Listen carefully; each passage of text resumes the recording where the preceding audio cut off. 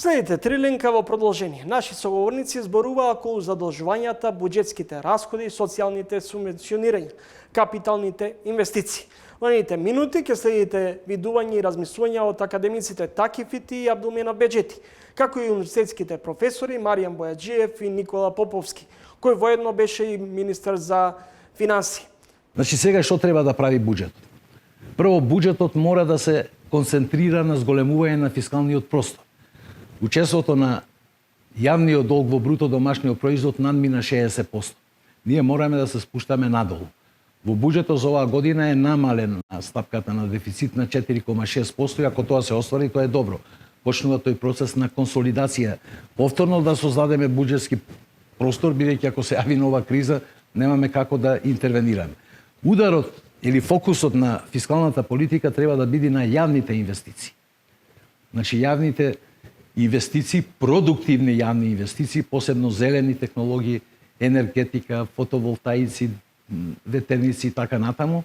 Исто така, значаен дел од буџетот мора да биде насочен кон човечкиот капитал, значи подобрување на системот на едукација, образование, знаења, вештини за вработените и така натаму. Значи еден вид на продуктивни инвестиции што ќе доаѓаат од јавниот сектор и кои што на еден и друг начин се мерки на страната на понудата што се добра мерка против стагфлацијата. Не е доволно, да речеме, фокусирано во владините политики потикнувањето на нашите локални фирми, мали бизниси, да учествуваат во тој што го викаме синџир на вредности на во регионални размери. Просто кажано, нашите фирми имаат мало учество како субконтрактори, како кооперанти во производството на странските компании во нашите трговски зони. Даноците во ваква ситуација кога имате инфлација треба да растат. И тоа тука е сега противречноста. Ако ги зголемите даноците, тоа ќе има пак негативен ефект врз економскиот раст. Ако монетарната политика претера со референтната каматна стапка, тоа ќе ги дестимулира инвестициите. Значи мора една добра координација и мерка да се најде меѓу двете политики, бидејќи тие на краток род се како да речем субститути. Ако буџетот многу троши, Централната банка мора да стега и обратно. Јас ги споменавте даноците, следуваат даночни затегнувања. Академик Абдулменов Беџети вели дека со мали даночни прогресии ќе се слеат дополнителни околу 90 милиони евра во буџетот. Вие во овој доста е малку по-внимателни. Да. Јас ви кажав, кога имате инфлацијски притисок, треба да растат даночните стапки, меѓутоа јас мислам дека првата работа што треба владата да ја прави не толку зголемување на даночните стапки, реформи ќе треба да се прават, со тек на време ќе треба и прогресивен данок да се воведи, тука се сложувам, рамниот данок си ја заврши својата функција. Меѓутоа, знаете, деликатна ситуација. Не е сега главно да се концентрираме на зголемување на даночните стапки. Мали промени ќе има, проширување на даночна основица и така натаму. Елиминирање на бројни ослободувања кај даноците и слично. Имаме ние еден значаен извор да ги зголемиме буџетските приходи, тоа е сивата економија, која што учествува со 35%. Тоа е сектор, главно приватен, не само приватен, кој што не е оданочен, не е регистриран, не плаќа. А знаете што е 30% ако имаме повеќе сива економија, тоа се 3,5-4 милиарди долари плюс. Ние не можеме да ја елиминираме комплетно, ниту друга земја може комплетно сивата економија, ама тука да се направи еден чек. Има две златни правила кои што веќе прва година се применуваат од оваа 24-та година, тоест да не биде јавниот долг повисоко од 60% и да не биде дефицитот, буџетскиот дефицит, значи консолидираниот, зборам за вкупниот консолидиран фискален дефицит, да не биде повисоко од 3%.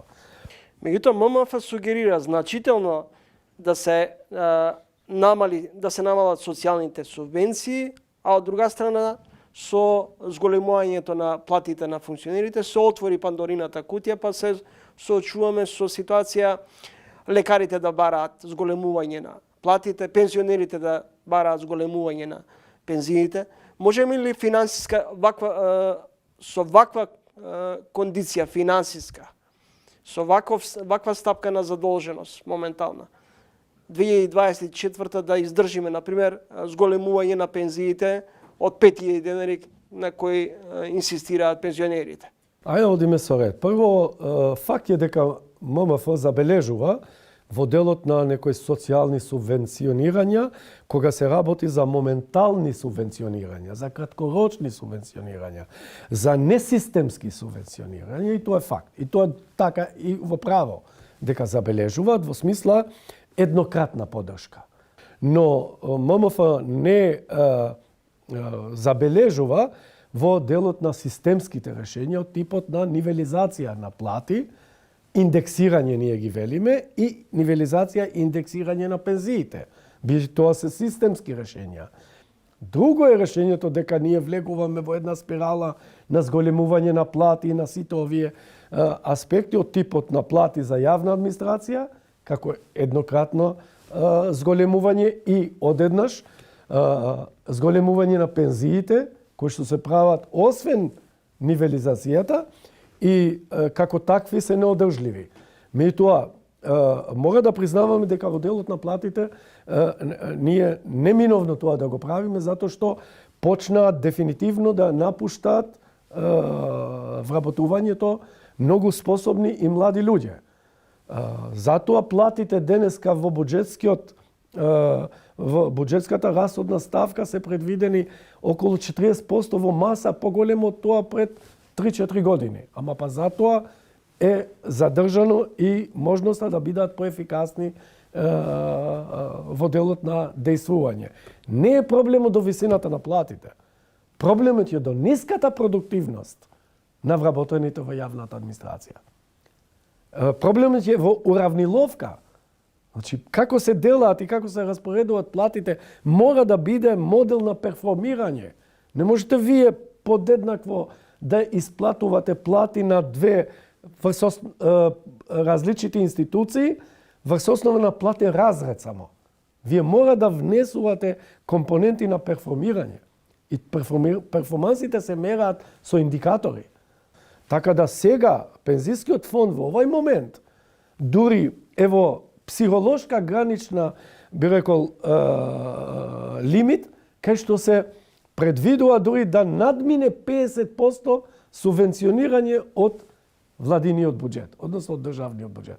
Фондот за пензиско инвалидско осигурување ќе надмине 50% субвенционирање од државниот буџет, и ова е на среден и долг рок уште полошо во делот на пензискиот фонд, а истовремено и на фондот за здравство слично. Долгот никогаш не го враќаме, него секогаш го рефинансираме со нови камати.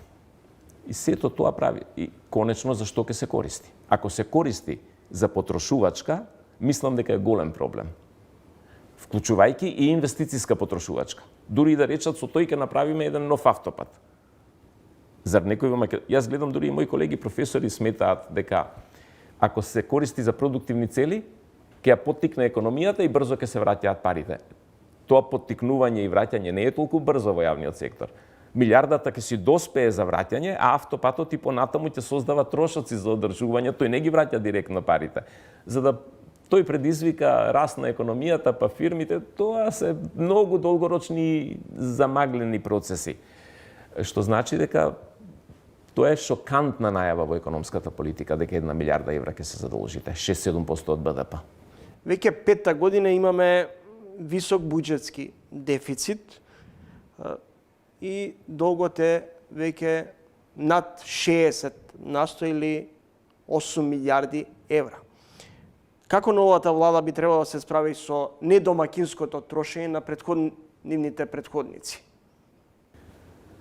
Овој долг стигна до границата каде што економската теорија и пракса смета дека секое зголемување нема да предизвика пропаст на државата, но ќе предизвика дополнителни сериозни буџетски трошоци за негово финансирање.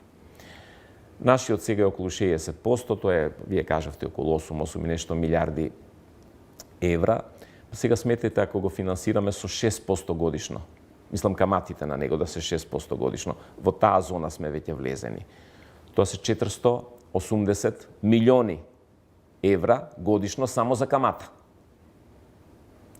Ако е со 5%, тоа се 400 милиони.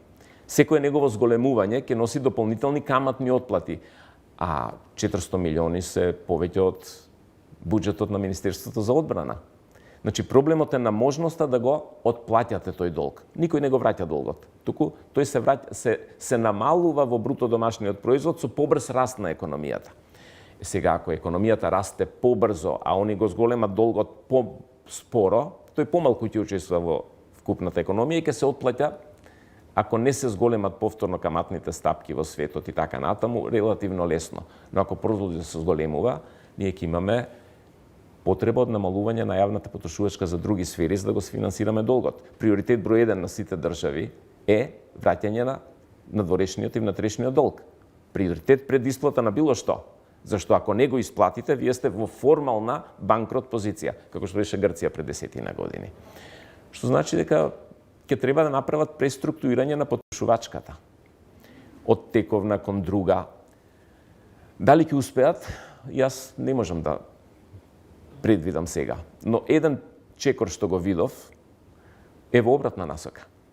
Значи, Македонија ќе има 20 министерства.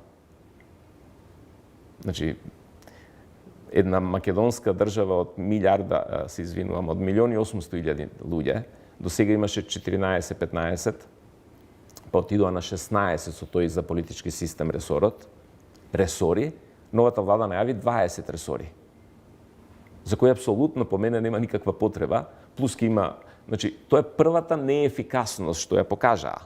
Што треба да биде приоритет на новата влада во првите 6 месеци? Па, по мене приоритет на било која влада, и ова го зговорам од 2017 е прва инфраструктура, втора енергетска ефикасност. Тоа се двата моменти, не може мојата теза, знаете за Македонија мегалополис, како ние живееме во 2 сати држава, не можеме да стасаме до Охрид, не можеме да стасаме до раселени места, пругата се распадна, не постои железница, џабе славеше 150 години. Тоа е тоа. Значи, државата се задолжува за да ја покрие тековната година и да отплати доспеани долгови. Ја го велам тоа палење на ќумбето. Секоја година палеме ќумбе на дрва од оние старите што беа и фрламе 300 милиони евра.